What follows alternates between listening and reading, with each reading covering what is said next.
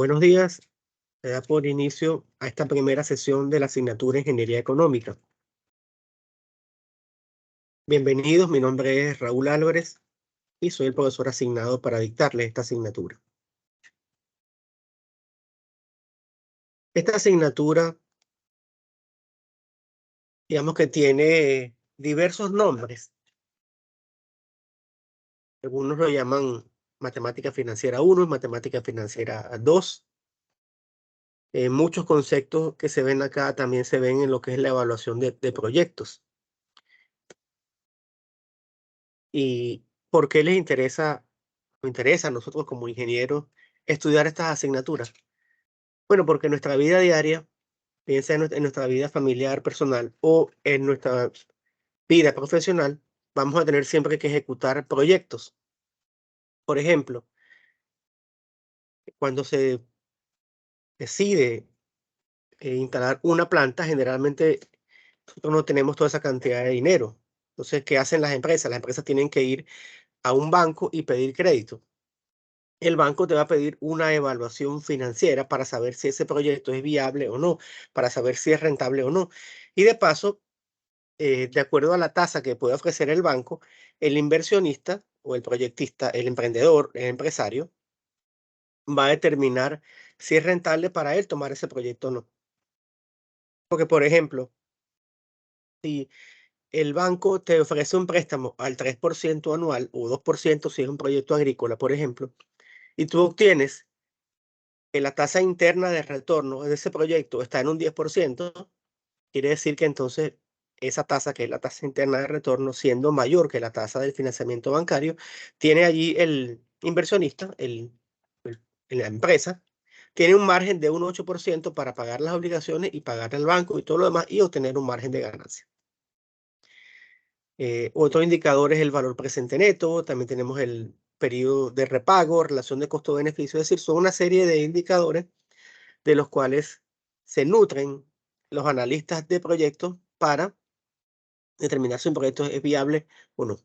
En el caso personal, por ejemplo, nosotros necesitamos comprar una vivienda, comprar un automóvil, y eso generalmente nadie tiene $80,000, $100,000 así en dinero contante y sonante para ir a una promotora y comprar una vivienda o un carro, son raras las excepciones, una persona que compra un carro en contado.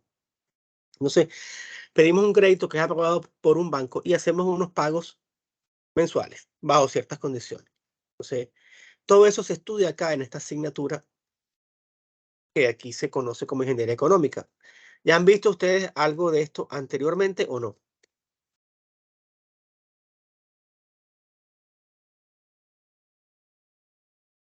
Bueno, lo más similar que hemos dado es como Finanzas 1. ¿No han visto matemática financiera hasta ahora? No, Interés simple, interés compuesto, nada de eso. correcto, no lo hemos dado. Bueno, entonces vamos a tener que incluir, disculpen un segundo acá, vamos a tener que incluir algo de eso en la planificación para que puedan entender un poco de qué se trata esto. Entonces,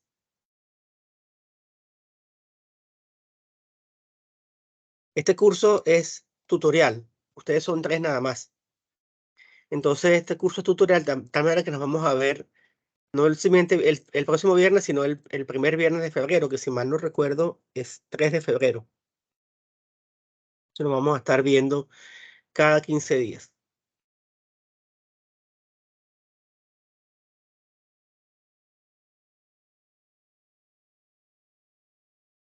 Dame un segundo para terminar algo por acá.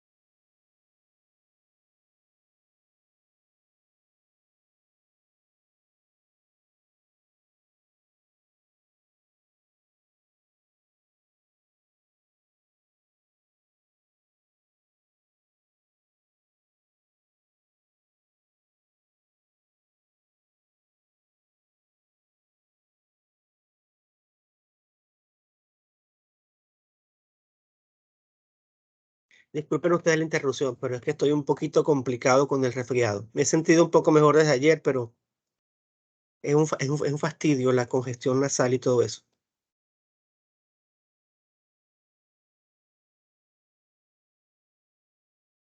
Entonces, voy a compartir mi pantalla. ¿Se ve? Sí, se puede. Ok. Entonces, como dijimos, este es un curso de ingeniería económica, lección número 1. ¿Qué vamos a estudiar en este curso? Primer tema se llama anualidades.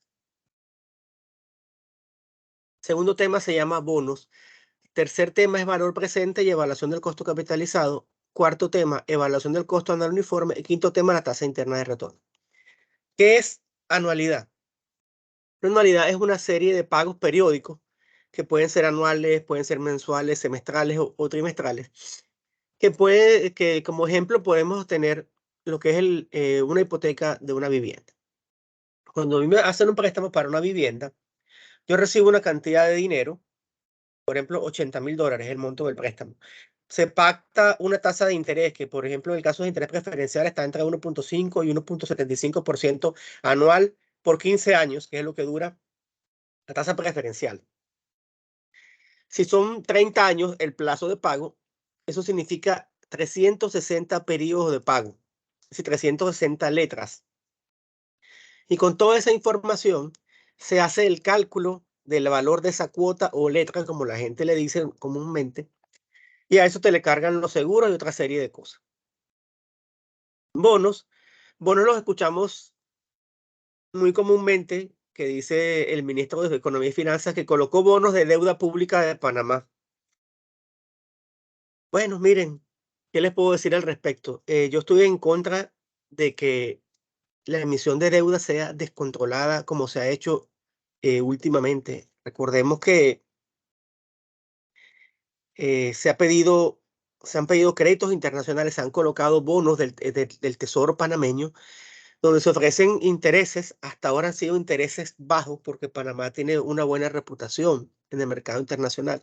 Las aseguradoras de riesgo nos dan valores de riesgo, calificaciones de riesgo favorables, pero a medida que se sigue incrementando esa deuda externa, se va a poner más difícil el acceso al dinero. ¿Y eso por qué? Porque en ningún país, ninguna familia, ninguna empresa es sustentable si gasta más de lo que produce. Entonces, yo veo con preocupación que se está emitiendo deuda para pagar gasto corriente, es decir, para pagar planilla, para pagar subsidios, y eso no es un buen manejo de la economía. Sí se puede emitir deuda, por supuesto que sí. De repente hay que hacer obras públicas.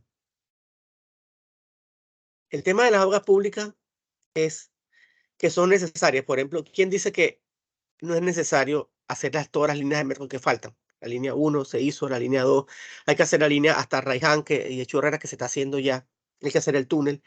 Si el Estado no tiene dinero para eso, muy bien, haga esa inversión.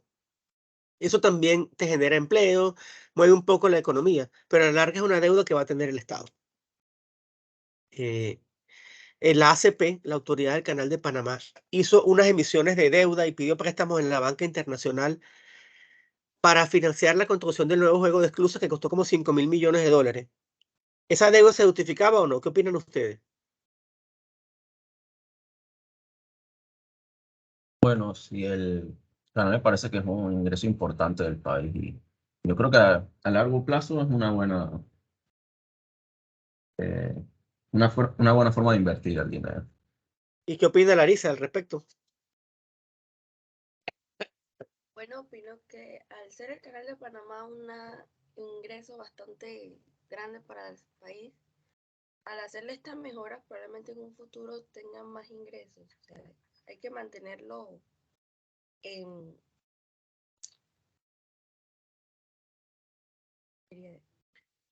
Hay que mantenerlo. mantener, mantenerlo operativo, mantenerlo competitivo, que puedan pasar barcos más grandes. Exactamente.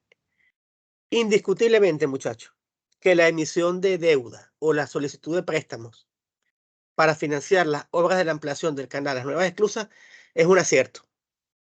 ¿Por qué? Porque el canal va a obtener más dinero. Ellos sacaron bien su cuenta. Ellos no son tontos.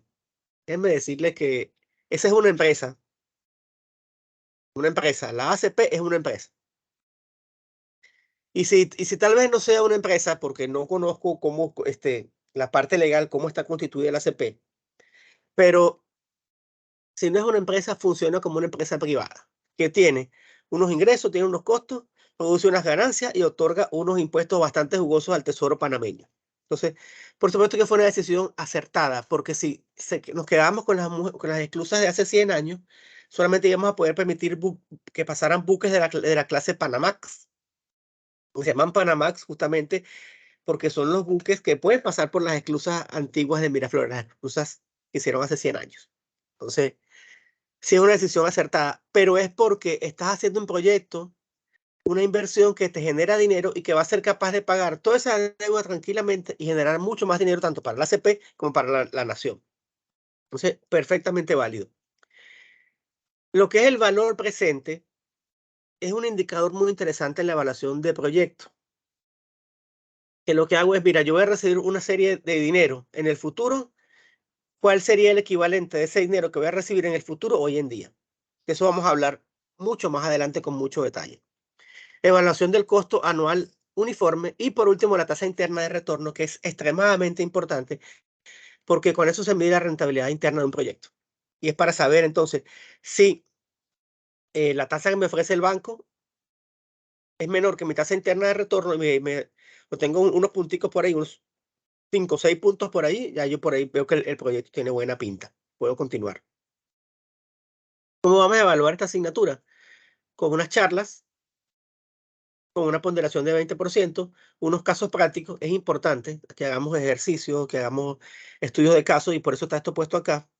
Un proyecto final, por supuesto, y un examen global de toda la asignatura. Entonces, veamos ahora qué es la ingeniería económica. La ingeniería económica es la coordinación de competencias, entendiendo que competencias son habilidades para ejecutar una tarea con maestría, que están englobadas, es decir, integradas en las carreras de Economía, Finanzas y Administración, con la finalidad de producir procedimientos renovadores que faciliten una política económica mejorada, tanto en empresas como en el crecimiento nacional. Es decir, que es una menuda tarea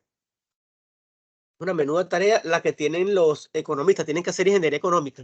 Es decir, ingeniárselas que están en el MEF, tienen que ingeniárselas para atender una necesidad, una cantidad de necesidades prácticamente infinitas que tiene la nación panameña y la población, con una cantidad de recursos que son limitados o escasos. ¿Y por qué decimos que los recursos económicos son escasos o limitados?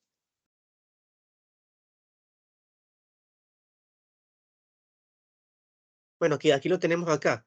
Los recursos son limitados o escasos por cuanto algunos son no renovables, como los combustibles fósiles, los minerales, y otros se degradan con el uso. Y para verlo de una manera más fácil, yo tengo recursos limitados porque yo recibo un salario todos los meses. Y ese salario es limitado. ¿Tiene la idea? Entonces, es escaso, no es escaso porque sea poquito. No, no, no. Cuando el término escasez quiere decir que los recursos están limitados. Entonces, yo tengo un presupuesto, unos recursos que son limitados y tengo muchas cosas que atender. A veces hay necesidades que son básicas, por ejemplo, todos los meses hay que pagar la vivienda, hay que pagar la matrícula escolar, hay que pagar la cuota del carro, hay que poner combustible, hay que pagar los servicios y todo eso. Pero las necesidades siempre van a ser cada día más. Todos los días la televisión nos vende más cosas. El nuevo iPhone, refrigeradoras, nos hacen propaganda de todo tipo de bienes de consumo, inclusive de servicios, para que nosotros gastemos nuestros escasos recursos. ¿Entienden la idea? Entonces yo le pregunto a Larisa, ¿qué celular tienes tú actualmente? Un Samsung. Un Samsung Galaxy, ¿qué edad tienes? Ese, no sé. Uy, profe, viejito. Yo te pregunto a ti, ¿quisieras un iPhone 13? La verdad, no. La verdad no. Sensata entonces la muchacha. Perfecto. Ah. Por ejemplo, yo tengo un automóvil hoy en día que ya tiene 10 años de antigüedad. ¿Quisiera un automóvil 0 kilómetros? Por supuesto que sí. Si lo vemos desde ese punto de vista, hay infinitas necesidades. Yo quisiera vivir en Costa del Este. Ajá. Yo quisiera irme de vacaciones todos los meses, todos los años, o a Europa. Yo quisiera poder ir a almorzar toda la semana en, ¿cómo se llama? Bueno, en PF Chang, ahí en Multiplaza. Eso es lo que yo quisiera. Pero tengo unos recursos limitados y con esos recursos que yo tengo debo atender todas mis necesidades. Lo mismo pasa en las empresas y en las naciones. La nación panameña tiene unos ingresos, producto de lo que aporta el canal, producto de los impuestos que pagamos todos los contribuyentes, producto, por ejemplo, de la minería de cobre, aunque ese negocio usted ahorita en veremos, y producto, por ejemplo, del corredor. O sea, hay unas varias fuentes de ingresos, pero imagínense la cantidad de necesidades que tiene el Estado panameño, todo lo que tiene que pagar. Tiene que pagar planilla, tiene que pagar deuda, tiene que pagar una gran cantidad de gastos. Y con la pandemia han puesto subsidios, que se subsidio de combustible, los 120 a los 70, el precio extraordinario. Entonces hay cada día más en que gastar y los ingresos siguen siendo los mismos. Cuando pasa eso es que se recurre a deuda y hay que tener mucho cuidado porque el ritmo de endeudamiento que ha tenido el país no es saludable. Eso hay que ponerle un parado pronto. Entonces, en ingeniería económica se diseñan, cifran, filtran y evalúan proyectos nacionales o empresariales o inclusive personales, enunciando y realizando una política económica para el desarrollo nacional. Esto cuando hablamos de las naciones. Motivo por el cual se apoya en el discernimiento, es decir, en el análisis concienzudo del entorno macroeconómico, microeconómico, matemático, estadístico y finanzas. ¡Wow! Suena complicado esto, pero no lo es. Vamos a entender cada una de esas palabras que están allí, por qué aparecen allí. Cuando hablamos en el caso de una nación, que es el ejemplo que estamos mencionando, cuando se estudia la economía de una nación según una división de las ciencias económicas que se hizo en el siglo XX, que creo que fue, no recuerdo, creo que fue de Keynes, uno de los más grandes economistas de todos los tiempos, así hay gente que no lo quiera. Eso hay una eterna pelea. Hay economistas de la escuela de Chicago que dicen que el mejor economista de la primera mitad del siglo XX fue Keynes. Hay quienes no lo quieren. Bueno, hay que recordar que fueron ideas de los años 30, del siglo pasado, o sea, ideas de hace 100 años. O sea, ponerse a discutir hoy por ideas que a lo mejor ya no tienen vigencia. Entonces, cuando hablamos de entorno macroeconómico, es la economía de las naciones, a nivel global, macro. Entonces, aquí es donde aparecen indicadores como la inflación, aparecen, por ejemplo, la deuda externa, el Producto Interno Bruto, también tenemos allí la calificación de riesgo, el salario mínimo, las tasas impositivas, la balanza de pagos. Hay una gran cantidad de indicadores que se miden para estudiar la salud de las finanzas públicas, de las finanzas de las naciones. ¿Está clara esa idea?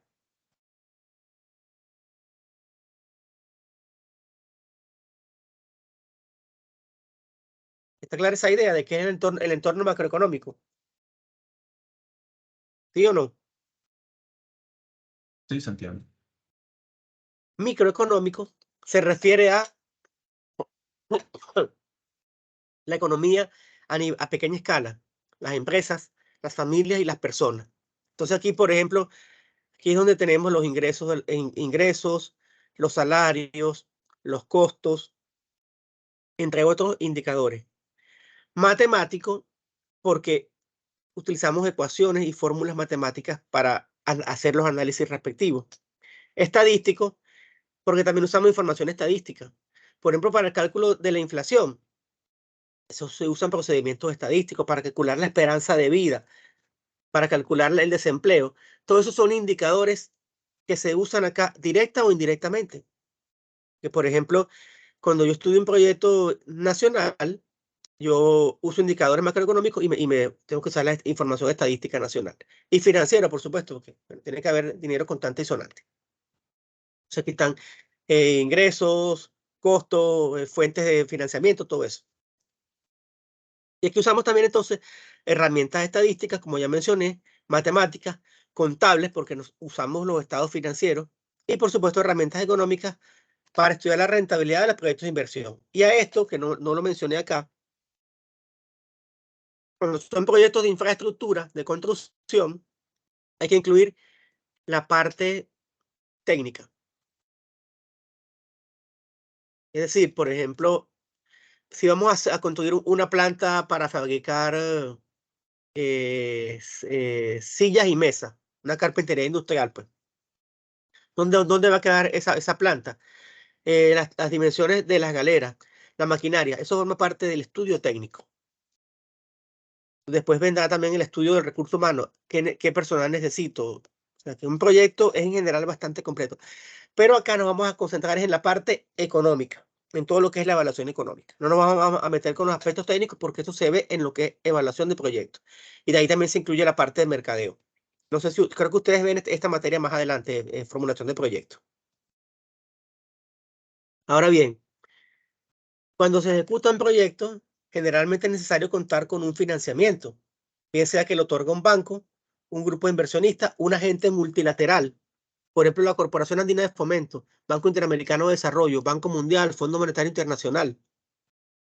O si es un proyecto, por ejemplo, de una pyme, bueno, eso INAPYME tiene ciertos créditos que otorga, créditos para las cooperativas. Ese tipo son los entes que financian los proyectos, pero esos entes hay que demostrarles que el proyecto es viable o no. Entonces, ese es el trabajo del proyectista o emprendedor. Convencer a la persona que tiene la plata que le preste el dinero, que financie el proyecto. Dentro de las técnicas de evaluación económica podemos mencionar el análisis del valor presente neto, el análisis de la tasa interna de retorno, el periodo de repago o payback y la relación de costo-beneficio. Esas las vamos a ver más adelante con detalle. Es bien importante. Entonces, ya para entrar en lo que es la primera parte del curso, vamos a comenzar con lo que son las anualidades. Entonces, cuando se obtiene un préstamo, este préstamo se paga mensualmente. Generalmente se paga mensualmente, en lo que llamamos cuotas o letras. Eso se pacta con una tasa de interés y un número de pagos. Entonces, a cada letra o cuota se le conoce como anualidad. Y anualidad viene porque antiguamente los pagos eran anuales. Hoy en día esos pagos ya pueden ser mensuales, trimestrales, quincenales, ya no son anuales. Entonces, en general, una anualidad es una serie de pagos iguales, efectuados a intervalos temporales iguales. Es decir, si es mensual, es mensual. Usted va al banco y todos los meses paga la letra del carro, la letra de la casa. O va a Jamar y paga la cuota mensual del juego de comedor. O va a Raenco y paga la cuota semestral perdón, la cuota mensual en 6 meses. Usted compró adquirió un plan de eso de 50 más el 6. Usted dio 50% inicial para comprarse un centro de lavado. Y la diferencia, el saldo restante, usted lo va a pagar en 6 meses. Eso usted le cargan intereses, por supuesto. Eso no es de gratis. Olvídese de eso. Entonces, esos pagos no necesariamente son anuales. Se ha conservado el nombre de anualidad por costumbre. El tiempo transcurrido entre cada pago se conoce como intervalos de pago. El tiempo transcurrido desde el principio del primer intervalo de pago hasta el último se conoce como plazo de la anualidad. Vamos a ver qué es eso en cristiano. Por aquí lo tengo. Aquí está un ejemplo. Si pedimos un préstamo a 30 años para adquirir un inmueble, cuyos pagos serán mensuales, entonces el plazo es 30 años. ¿Se entiende esta idea? O sea, el plazo son 30 años.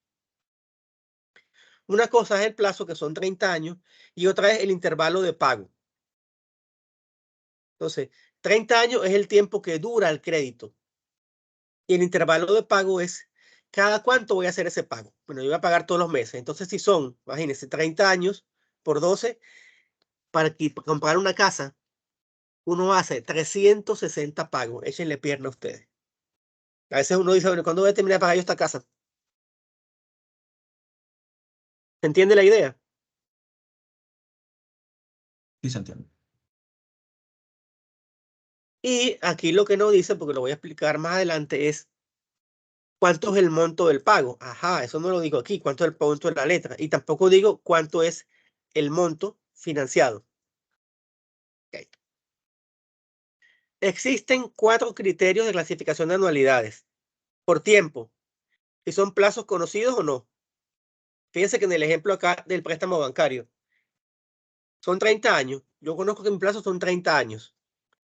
¿Habrá entonces anualidades en las cuales yo no conozco el plazo de pago? Sí las hay. Las llaman anualidades contingentes. Esa vamos a hablar un poquito más adelante. Por intereses, generales o simples. Miren, lo más común es esta de acá. El interés sea simple. El interés es simple y hay capitalización. Coincide con el periodo de intervalo de pago. Por pago, vencido o anticipado. ¿Cómo es esto de vencido o anticipado?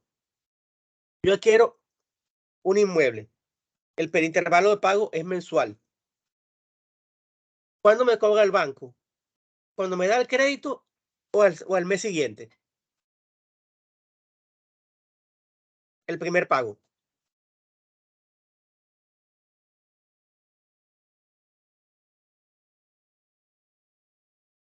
Yo pienso que es en el momento el primer pago. O puede que No. dependa. No, ok. Por ejemplo, me entregan, me liquidan el crédito el 10 de enero de 2023. El primer pago se hace un mes después, el 10 de febrero de 2023. Entonces, esto es vencido.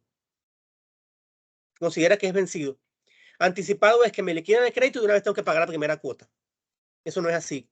Es vencido. Y de hecho, esto ha hecho que se llame anualidad ordinaria. Cuando hablamos de una anualidad ordinaria, es una anualidad que se conoce el plazo, se conoce el interés y se paga cuando se vence el primer periodo. Y también por iniciación, si es inmediato o diferido. Aquí tenemos acá un esquema, simples y generales. En la simple tenemos las ciertas, que yo conozco cuánto es el plazo, y las contingentes, que en las contingentes no sé cuánto va a durar ese compromiso. Tengo las vencidas, que son las más comunes, y las anticipadas.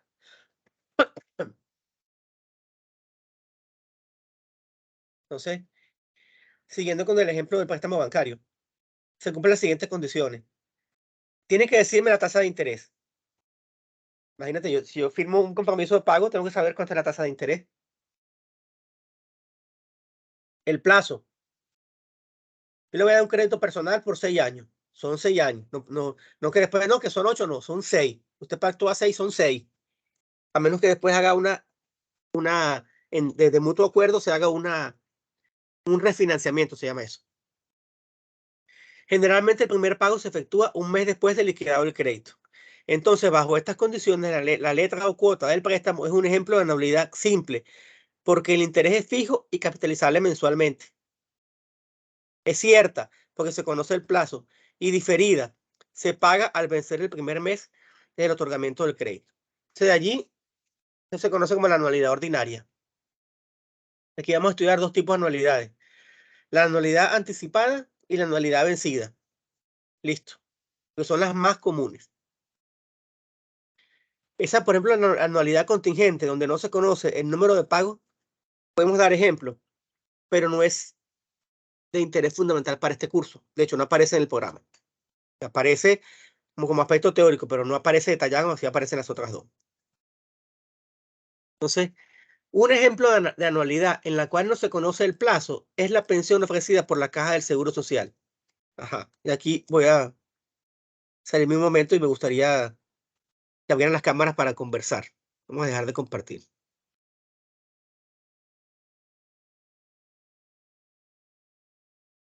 Si pueden ustedes abrir sus cámaras, podemos conversar aquí. Y para saber quiénes son mis alumnos, porque me fastidia también hablarles solamente a la pantalla. Esa es una de las desventajas, por ejemplo, del sistema virtual, es que muchas veces la gente no abre la cámara. Diferentes razones, ya sea porque el ancho de banda no es bueno, sobre todo cuando son las clases de la mañana, la gente está en pijama o algo así. Entonces, Larisa, ¿estás por allí, Larisa? Si pueden abrir sus cámaras, por favor.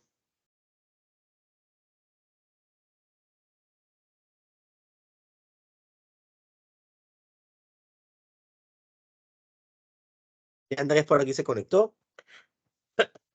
Disculpen, estoy... Estás en el trabajo. Puse el fondo de pantalla. No se escucha, tienes el micrófono apagado. No, sí, me puso un fondo de esto predeterminado. Ok, sí, lo mismo uso yo. Entonces, Larisa, ¿estás por allí o no estás?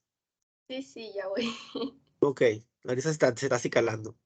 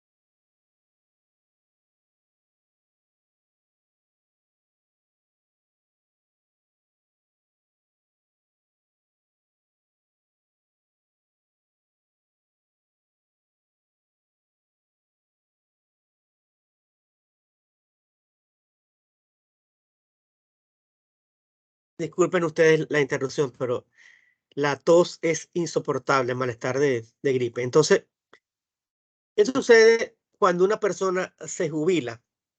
¿Tienen idea cómo funciona eso de la jubilación de la persona cuando la persona ya llega a la edad de jubilación?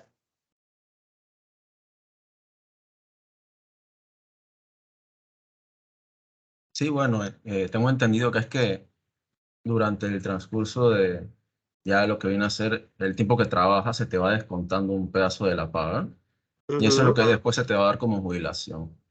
Eso también tiene otros nombres, no sé si me acuerdo, como una agra, algo con, así como algo, se me pasó el nombre. Ok, entonces, ¿qué sucede es? Larisa, ¿qué opinas tú? ¿Cómo funciona eso? Bueno, yo tengo un poquito de conocimiento con respecto a mi papá Ujú. y como dice el compañero, alrededor de toda la vida se te va haciendo un descuento de ciertas cuotas que al final se te va a devolver, pues. Pero eso lleva un papeleo increíble para que el seguro te pueda devolver eso y todo es un procedimiento. Aquí todo es Ok, por proceso. sí, disculpen ustedes un segundo nuevamente. Ya va.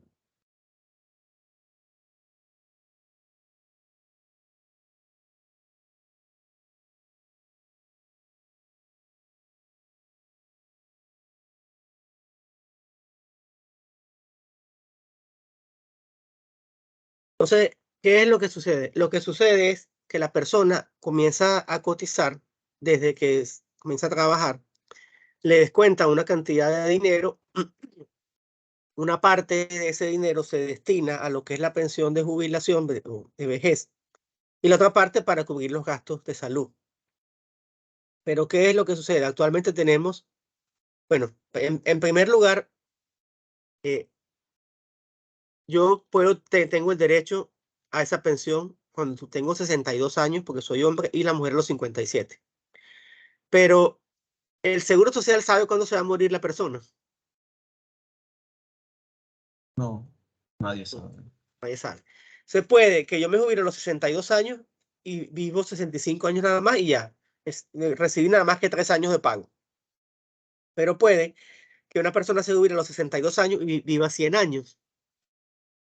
Correcto. Entonces ahí hay una incertidumbre. Entonces no sé a ciencia cierta cuánto va a durar cuál es el tiempo, cuál es el plazo que va a durar esa anualidad. Entonces, por eso se llaman anualidades contingentes o de plazo desconocido. Eso es materia de estudio de las personas que estudian ciencias actuariales, que es una carrera derivada de la estadística y que te establece, por ejemplo, la esperanza de vida, una serie de... y utiliza mucho para los seguros y para este tipo de cuestiones. Ustedes no sé si habrán escuchado que dicen y dicen y dicen en la Caja de Seguro Social que hay que hacer los estudios actuariales, hay que hacer la actualización actuarial de la Caja del Seguro Social, porque cuando se estableció esa edad de jubilación, 57 para la mujer y 62 para el hombre, la esperanza de vida en Panamá creo que era de 65 años más o menos, o 70 años. Entonces, si tú cotizabas desde que tenías 20 años, desde que tenías 40, pasabas 40 años, al final ibas a recibir solamente 10 y había buen flujo de caja y podía el Seguro Social mantenerse tranquilamente. Pero hoy la gente vive 80 años, 90 años y pasan 30 años, por ejemplo, cobrando su prestación. Entonces, eso ha desbalanceado las cuentas del Seguro Social. Entonces, por eso es que yo creo que lo más probable es que se incremente la edad de jubilación. Fíjate, por ejemplo, hay países donde la edad de jubilación ya ronda los 70 años. Y al fin y al cabo, una persona de 60 años todavía es una persona sumamente activa. O sea, no tiene sentido que tú mandes a una persona de esa edad con toda esa gama de experiencia y todo ese bagaje a la casa. Sobre todo si puede trabajar en empresa privada. Entonces, eso es parte del problema que se tiene. Entonces, eso es un trabajo ahora de los actuarios, hacer esa actualización y determinar cuáles van a ser las acciones a tomar para corregir esta situación. Entonces, vamos a ver ahora acá rápidamente cómo se distinguen fundamentalmente las anualidades anticipadas y las vencidas. Aquí tenemos una anualidad vencida. El periodo cero es en el cual se otorga el préstamo, por ejemplo.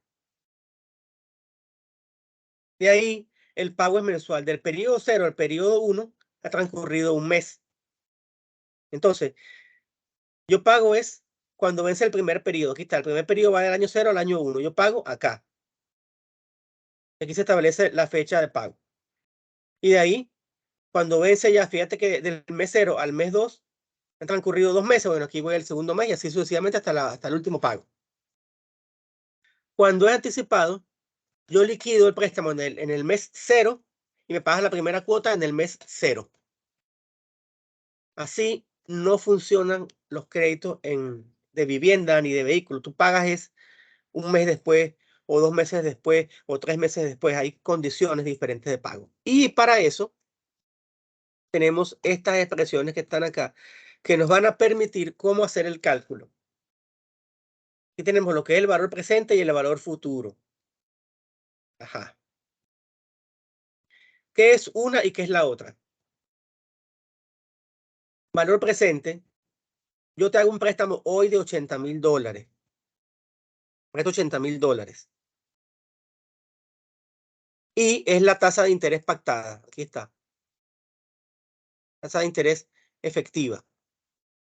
N es el periodo de cantidad de periodos.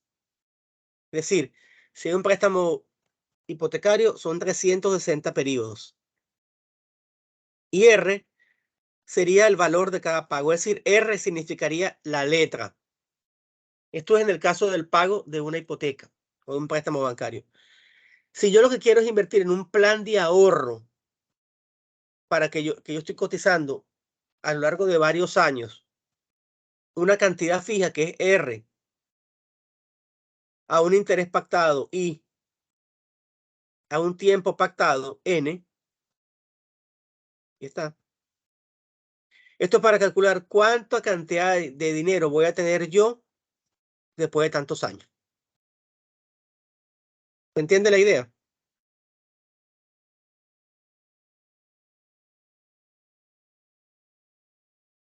Entonces, esas son las fórmulas de cálculo Vamos a ver en la próxima clase, vamos a ver, incluir otros aspectos en la próxima clase porque ya veo que hay conocimientos que necesito brindarles. Hay que explicar un poco lo que es interés simple e interés compuesto y entonces hacer ejercicio en la próxima clase. ¿Ok? Con respecto a las charlas, todavía no he decidido si las charlas van a ser individuales o grupales. ¿Ok? Entonces, cuando se incorpore el otro compañero, vamos a escribirle un correo al compañero y que se reporte, que aparezca, y ahí tomaremos la decisión si hacemos las charlas grupales o individuales. ¿Ok? Entonces, preguntas, dudas, inquietudes. Profe, una consulta respecto a las clases. Ujú. Las clases no pueden ser una semana sí y una semana no. Es que así es como son. Una semana sí, una semana no. O sea, por ejemplo, hoy es 20. La próxima reunión la vamos a tener el día 3 de febrero. El 3. Porque este curso es tutorial. Después vamos a tener el 17. Después el 3 de marzo. Después el 17 de marzo. Después vamos a tener el 7 de octubre y por último el 21 de abril. Ese es el calendario que tenemos. Listo.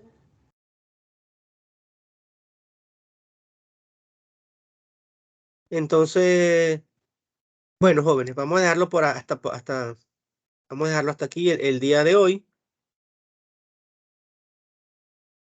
Aquí les dejo, pues aquí está esta imagen de uno de los proyectos más importantes que ha hecho el país después de la construcción del canal. Fíjense el tamaño de las esclusas antiguas en comparación con las esclusas actuales. Pueden conducir barcos mucho más grandes. Aquí no hay que tener mulas porque aquí los remolcadores entran dentro de las tinas. Hay una diferencia apreciable entre los buques que pueden pasar por una y por otra. Entonces, pero sin estos conocimientos, eso no se puede hacer. Se puede determinar si esa inversión es rentable o no. Bueno, jóvenes, entonces ha sido un placer compartir con ustedes la mañana de hoy. Recuerden que tenemos la próxima clase en la fecha pactada, el 3 de febrero. Voy a publicar esta presentación y el video en Moodle, en la unidad número 1. Muy bien, ha sido un placer entonces y que tengan un feliz día. Chao, profe. Igual. Hasta Espera. luego. Sí, y en caso de que uno quiera comunicarse con usted, puede ser Por correo, por favor. por correo. Ustedes tienen mi correo, el correo lo reviso más que Moodle. En Moodle a veces las comunicaciones llegan con retraso, ¿ok? Su correo no me aparece aquí en el Moodle. ¿Me lo podría dictar? Lo voy a escribir aquí. Déjame escribirlo acá Ah, perfecto. en el chat. Voy a darle mi correo personal porque lo reviso mucho más que el correo institucional.